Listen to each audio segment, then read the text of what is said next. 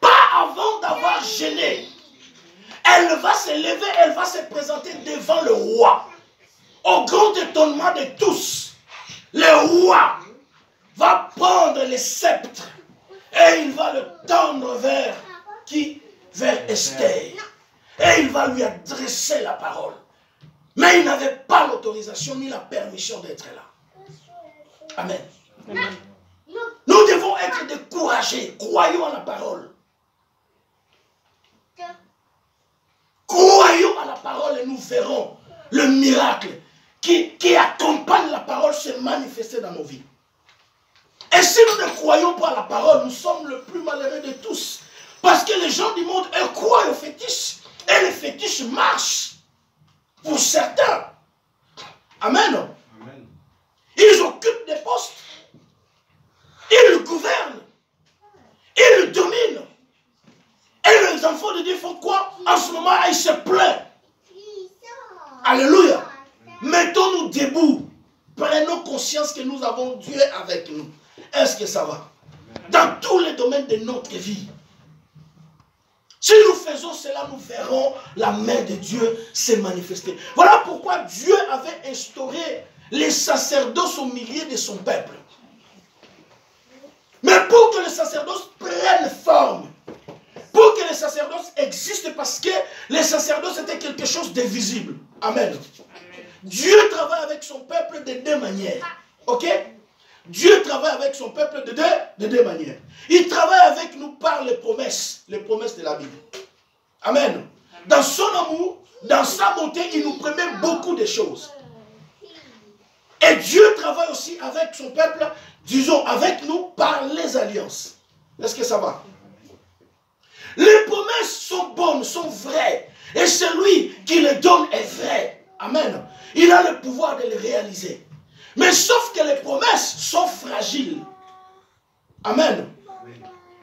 Parce que les promesses dépendent de celui qui la donne. Surtout, du comportement de celui qui les reçoit. Est-ce que ça va? Si tu changes par rapport à Dieu, les promesses de Dieu aussi changeront à ton égard. Mais si tu ne changes pas, les promesses de Dieu vont s'accomplir dans ta vie. Car il est écrit, Jésus-Christ est le même hier, aujourd'hui et éternellement. Hébreux 13, verset 7. Amen. Mais si tu changes ton comportement vis-à-vis de Dieu, les promesses de Dieu aussi changeront aussi à ton égard. Voilà pourquoi certaines choses ont du mal à s'accomplir dans nos vies. Mais Dieu, lui-même, dans son autorité, dans sa suprématie, dans sa souveraineté, a décidé de passer outre que les promesses simples. Est-ce que ça va? Et pour cela, il a établi un serment, c'est-à-dire une alliance. L'alliance, c'est un contrat dont les actifs et les passifs sont interchangés.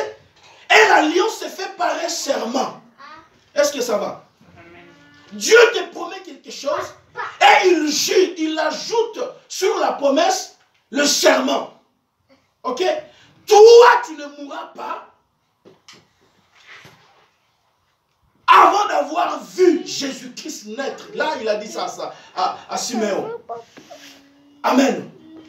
Lorsque tu vis sous le serment de Dieu, rien ne peut t'arriver sans l'autorisation préalable du Tout-Puissant.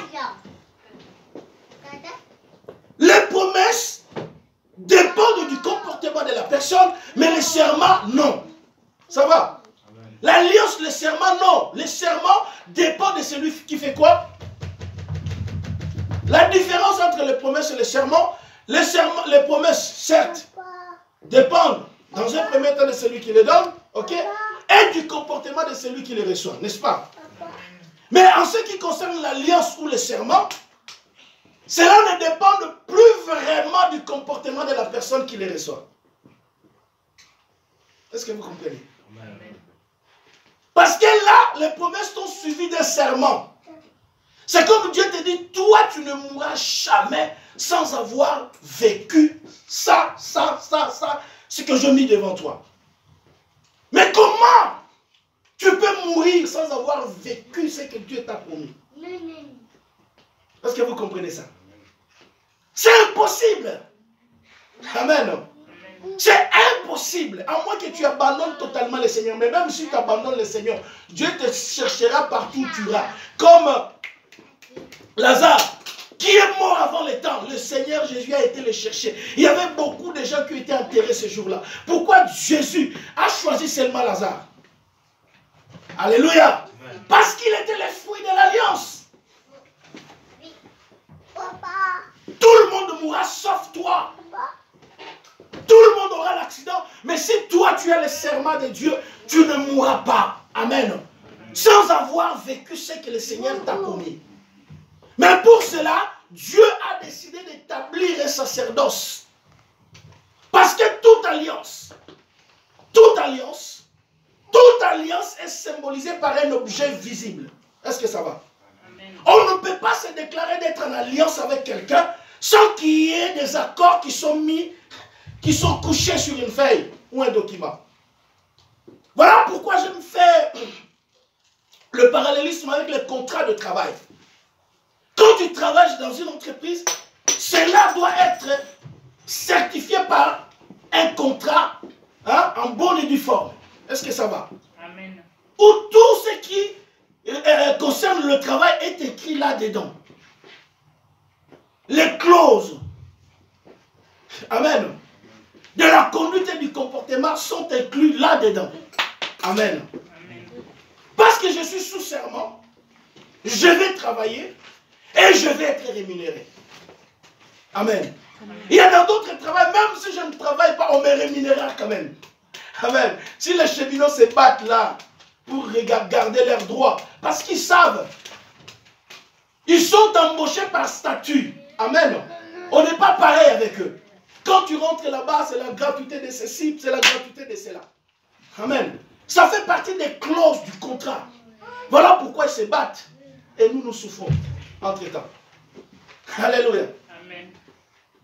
Donc les alliances ou l'alliance avec Dieu doit être symbolisée par quelque chose de visible. Amen. Voilà pourquoi Christ a quitté le ciel et il est mort sur la croix pour nous. Amen. Est-ce que ça va? Il a répandu sur ça, tout le monde l'a vu. Les symboles de l'alliance divine. Et dans les sacerdoces ici dans l'ancienne alliance, suivez-moi très bien, ce sont des choses très simples, mais qui peuvent vous propulser vers le haut, qui peuvent changer votre destinée. Où les gens vous regardent comme ça, ils croient que vous les ressemblez, mais à l'intérieur de vous, vous êtes autre chose. Amen. Amen. Alléluia. Où ta mère peut te regarder comme ça, c'est mon fils, c'est ma fille. Mais lorsqu'il voit ce qui t'arrive, il ne comprend pas, mais d'où ça lui vient, parce que ce n'est pas écrit dans notre famille. Dans notre famille, ce genre de choses ne se font pas. L'alliance avec Dieu. Et que pour le Seigneur, pour que le Seigneur puisse symboliser ces choses, voilà pourquoi il avait créé les sacerdoces. Il a créé un service que Moïse avait vu au ciel dans ses visions. Et Dieu va lui dire, tu vas reproduire la même chose, bâtie selon le modèle qui t'a été montré sur la montagne. Bien aimé, le sacerdoce est le symbole, le signe même de l'alliance que Dieu est au milieu de nous. Amen. J'aime dire, ce qui faisait la différence entre Israël et tout autre peuple n'était pas parce qu'Israël était intelligent. Ça va? Pas parce qu'Israël était cultivé. Pas parce qu'Israël était beau. Mais la différence, ce qui distinguait Israël contre tout autre peuple, était que le sacerdoce de Dieu était au milieu de lui. Est-ce que ça va? Dieu avait établi son alliance parmi les peuples d'Israël. Il a mis son dépôt là-dedans. Parce qu'il y avait un temple. Il y avait l'arche de l'alliance. Il y avait le chérubin. Il y avait le service. Pour maintenir la présence de Dieu au milieu de son peuple. C'est ça en fait qui faisait la différence. Et c'est ça aussi qui fait la différence entre Israël et tout autre peuple. De même sur le plan spirituel, c'est Dieu qui fera la différence entre nous et les gens du monde. Alléluia. Ce n'est pas le matériel qui fera la différence, mais c'est Dieu en nous qui fera la différence, notre différence avec le monde. Si nous limitons Dieu que par le matériel, les gens du monde aussi, ah non. Est-ce que ça va? Et pour autant, est-ce que Dieu est au milieu de lui? Non.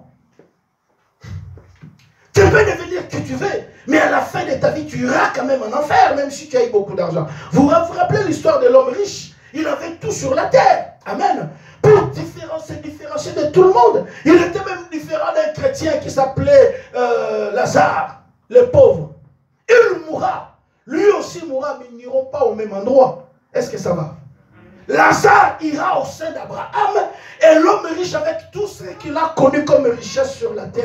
Il ira où? En enfer, dans le lieu de tourment, où il ne manquera même une goutte d'eau. Il va se lamenter. Cette histoire, c'est Jésus qui l'a racontée. Père Abraham dit à Lazare de me jeter même une goutte d'eau. Le Père Abraham dira, même s'il le faisait, ça ne va pas vous arriver parce qu'entre nous et vous, il y a une vallée, il y a une séparation. Alléluia.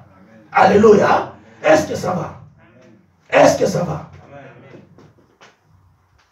Donc ce qui faisait, je réitère la différence entre le peuple d'Israël et tout autre peuple, c'était la présence de Dieu au milieu de lui. Ou pour que la présence de Dieu demeure en nous, nous devons insister pour que la présence de Dieu demeure en nous. Amen. En nous attachant à ses préceptes, en nous attachant au sacerdoce, à l'œuvre de Dieu. Les sacerdoces est représenté par l'Église, corps du Christ. Amen. Il n'y a pas quelque chose qui touche le cœur de Dieu comme l'Église à travers le monde. Parce que l'Église est l'institution divine. C'est Jésus qui l'a créé lui-même de toutes pièces. Il a dit à Pierre, après avoir découvert sa véritable nature de Messie, tu es Pierre sur cette révélation, ok? Je bâtirai mon église et les portes de ces jours des morts ne vont pas dominer sur elle. Les portes, la puissance de Satan dans toute son entité ne va pas dominer sur l'église. Alléluia. À l'église, écoutez, je donnerai les clés du royaume des cieux. Wow. Tout ce que vous lierez sur la terre, dans le ciel sera quoi? Sera lié. Est-ce que ça va? Quelqu'un comprend la puissance du sacerdoce? Est-ce que quelqu'un comprend la puissance de l'église? Je dis toujours, je donne conseil, frère, soeur, sois belle, sois beau, c'est pas mauvais. Sois intelligente, c'est pas mauvais. Mais, par-dessus tout, cherche à être couvert par une église derrière ton dos. Amen. Une église qui prie jour et nuit pour toi. Un sacerdoce où ton nom est inscrit. Même les rois païens de l'époque comprenaient que pour être bien, je dois ordonner aux enfants d'Israël d'aller bâtir leur temple miraille pour que mon nom réside à tout jamais.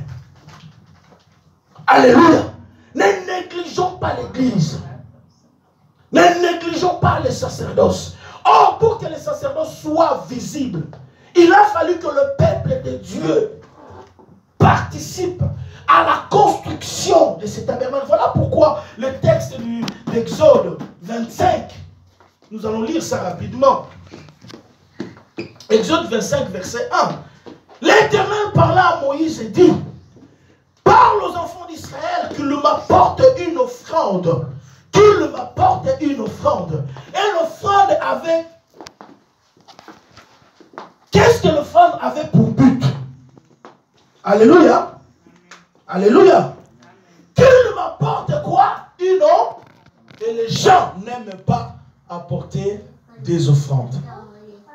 Lorsqu'on parle des offrandes, les gens se fâchent. Parce que ce n'est pas de notre culture. Amen. Tenez la Bible s'il vous plaît, nous allons continuer la lecture. Vous la recevrez pour moi de tout homme qui la fera de bon cœur. Est-ce que ça va? Vous la recevrez pour moi de tout homme qui la fait de bon cœur. Tout tout homme ici, ce n'est pas seulement homme masculin. Amen. C'est l'humain. Hein? Que ce soit une femme, que ce soit un homme. Est-ce que ça va? Voici ce que vous recevrez d'eux en offrande. De l'or. La dernière fois, on avait parlé de l'or. Hein, si vous vous souvenez. Ce qui était là. De l'argent et de l'airain, des étoffes teintes en bleu, en pourpre, en cramoisi, du fin lin, du poil de chèvre, des peaux de bélier teintes en rouge, de peaux de dauphin, de bois d'acacia, de l'huile pour les chandeliers, des aromates pour l'huile d'onction, pour le parfum odoriférant, des pierres d'onyx, d'autres pierres pour la garniture de l'éphod et du pectoral. Ils me feront un sanctuaire. Mais pourquoi les sanctuaires? Pourquoi les sanctuaires? Frère Angéline, tu prends ta Bible, arrête de fermer les yeux. Prends ta Bible, s'il te plaît.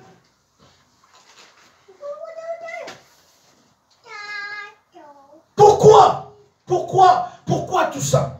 Pourquoi tout ça? Verset 8, il dit, ils me feront un sanctuaire. Est-ce que ça va? Amen. Et j'habiterai au milieu de... Au milieu de qui? Au milieu d'eux. Vous ferez les tabernacles et tous ces ustensiles d'après les modèles que je vais te montrer. Est-ce que ça va? Vous voyez que Dieu lui-même choisit les matériels qu'il faut. Est-ce que ça va? Il dit à Moïse, dis à mon peuple, voici, vous m'apporterez une offrande. Voici les caractéristiques de ces offrandes que vous devez me les apporter. Et vous, les sacrificateurs, vous les recevrez à mon nom. Est-ce que ça va? Amen. Les hommes de Dieu, les patriarches, les apôtres, les évêques, les prophètes, tous ces gens-là qui font office d'interprètes et de médiateurs, ok, jusqu'à Christ, vont s'en occuper au nom de l'Éternel. Et vous me bâtirez un sanctuaire, c'est-à-dire un local visible. Est-ce que ça va? Amen. Et moi j'habiterai au milieu de vous, au milieu de vous. Pourquoi Dieu veut habiter au milieu de nous? Il a décidé d'être là, de faire partie de nous. Est-ce que ça va?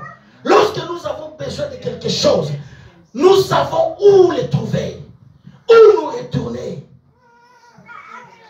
Est-ce que ça va? Les enfants,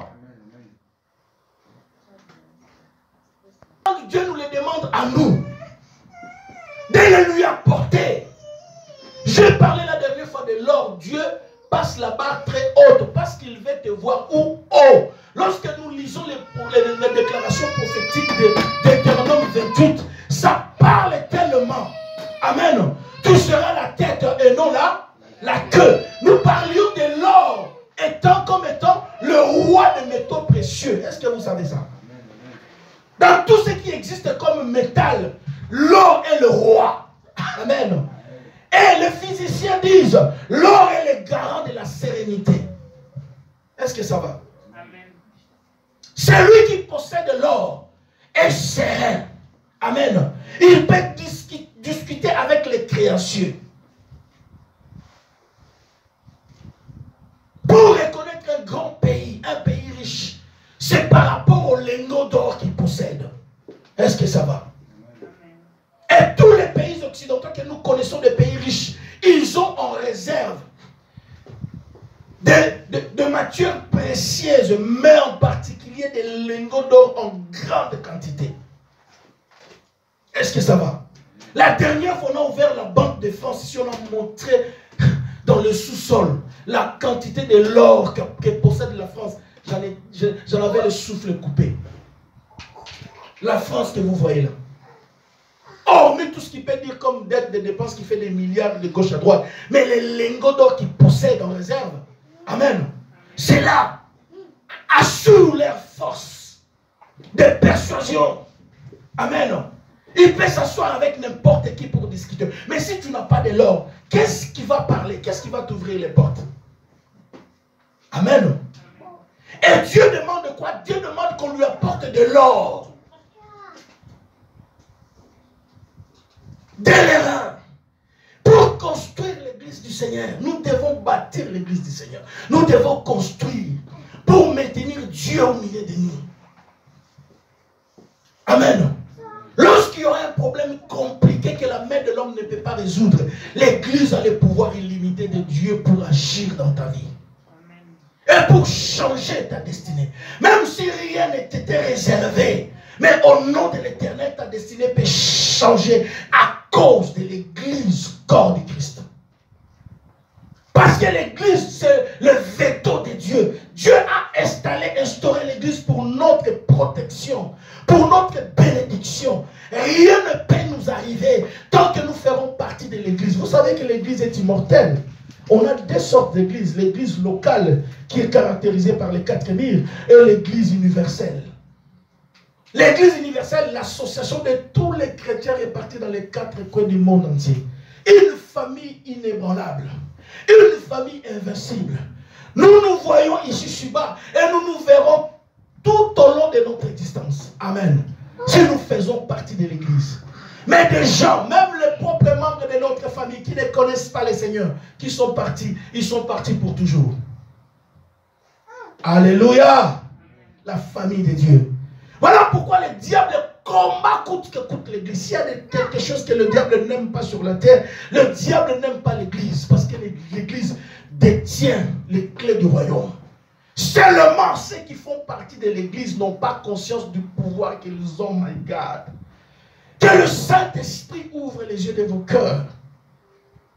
Que le Saint-Esprit ouvre les yeux de vos cœurs. Que le Saint-Esprit percute l'esprit de votre cœur pour faire comprendre que l'Église est le veto de Dieu. L'Église est le sceau de Dieu. Le symbole de l'alliance éternelle entre nous et le Père. La présence de Dieu sur la terre se manifeste par l'Église. Les jours où l'Église sera enlevée, Satan paraîtra au grand jour comme ça. Et ça sera chaud. Est-ce que ça va? Est-ce que j'ai dit quelque chose? Est-ce que ça va? Nous devons tout faire. Nous devons tout faire. Par notre amour, par notre engagement de maintenir les sacerdoce de Dieu. De bâtir l'église du Christ. Pour que nous ayons une couronne. Alléluia. Je veux que le Saint-Esprit te parle, frère. Je veux que le Saint-Esprit te soutienne, te dise tout ce que tu penses difficile, l'Église a les capacités de les détailler dans ta vie, de les détailler dans ta vie. De les étaler dans ta vie. Il y avait des gens, les gens du peuple, leur naissance n'avait aucun impact. Mais l'Église a changé leur destinée. Leur mort a eu un impact terrible. Mais les disciples du Christ, ils étaient rien de pécheurs des gens du peuple. Ils n'avaient pas, ce n'étaient pas des hommes de grande éducation. Mais la Bible dit que ces gens-là ont bouleversé le monde. Amen. Ces gens-là pouvaient parler et le ciel pouvait se focaliser sur ce qu'ils disaient. Ils disaient les choses. Le ciel validait leurs déclarations. Parce qu'ils avaient compris dans leur vie. Tu dois comprendre que ta vie sera changée, sera bénie, pas en dehors de l'église, mais dans l'église comme de Christ. Est-ce que ça va? Amen. Je veux que Dieu vous bénisse, mes bien-aimés. Le roi David avait compris. D'ailleurs, c'est le texte qu'on avait entamé le dimanche passé. On n'aura pas le temps d'entrer là-dedans. Il devait bâtir le temple. Offrir au peuple d'Israël la présence permanente de leur Dieu. Parce que lorsque tout ira mal, que le peuple sache où aller. Vous savez, dans ce monde, il y a des fois des choses qui vous arrivent comme ça. Ça vous enlève les sommets, vous ne savez pas quoi faire. Vous n'avez que deux solutions. Soit tomber dans la chose ou vous suicider. Amen. Alléluia. Mais l'église est là pour vous donner la solution. Quel que soit le problème, vous aurez un endroit où aller prier. Où aller chercher Dieu. Lorsque vous avez une permanence, vous n'avez pas besoin d'un pasteur. Vous n'avez pas besoin de quelqu'un. Vous avez un endroit où vous savez que cet endroit est dédié à Dieu. Ok? Je peux y accéder à tout moment pour prier, chercher la face de Dieu. Anne allait prier dans le temple. avec ou sans serviteur. Elle priait. Parce qu'elle savait que dans le temple, la présence de Dieu était là. Est-ce que ça va? L'église, c'est là où Dieu agit. C'est là où les anges du ciel descendent et montent. La présence de Dieu est ici, que nous y soyons ou pas. Est-ce que ça va? Voilà pourquoi celui qui a une église a la chance d'avoir Dieu derrière lui. Celui qui a un engagement avec une église. Amen. Celui qui a un engagement avec une église de Jésus-Christ, où le nom de Jésus est annoncé en esprit et en vérité. Celui qui a un engagement avec une église, celle qui a un engagement avec une église, même si tu vas où l'église a le pouvoir de te sortir de n'importe quelle situation. Bien aimé, Pierre était arrêté. L'église ne cessait de prier nuit et jour pour lui. Nuit et jour, l'église priera, priera, priera encore. À un moment donné, le ciel va bouger. Pourquoi? Parce que c'est l'institution divine. Amen, amen. Bien aimé, lorsqu'on nous donne des identités d'une nation, amen, je suis quelque part dans la galère, je commence à crier, je suis français, je montre la carte du bien-aimé, l'ambassade de la France va venir me chercher là où je me trouve. N'est-ce pas vrai? N'est-ce pas vrai? Lorsqu'il y a une guerre quelque part, ne sois pas comme des gens qui ont des nations qui n'ont pas d'impact. Même si vous mourrez, on ne vient pas vous chercher. Mais bien aimé, l'église est plus que ça. L'église cherche même ton âme. Est-ce que ça va? Alléluia. Tu revendiques les droits de l'église, les anges vont aller te chercher. Pourquoi? Parce que tu fais partie de l'église. Ma prière était tous ceux qui contribuent pour ce sacerdoce. Tant que le sacerdoce sera debout, quelle que soit votre vie, où vous êtes, vous serez debout. Priez seulement que le sacerdoce ne tombe pas. Alléluia. Lorsque nous mettrons notre or, notre argent, nos soutiens, nos bois, nos fers, tout ce qu'il faut, chacun à son niveau, pour que le sacerdoce demeure debout, nous aussi nous resterons debout devant la face de l'Éternel. C'est lui qui a dit Amen et béni. Je vais arrêter le message d'aujourd'hui ici.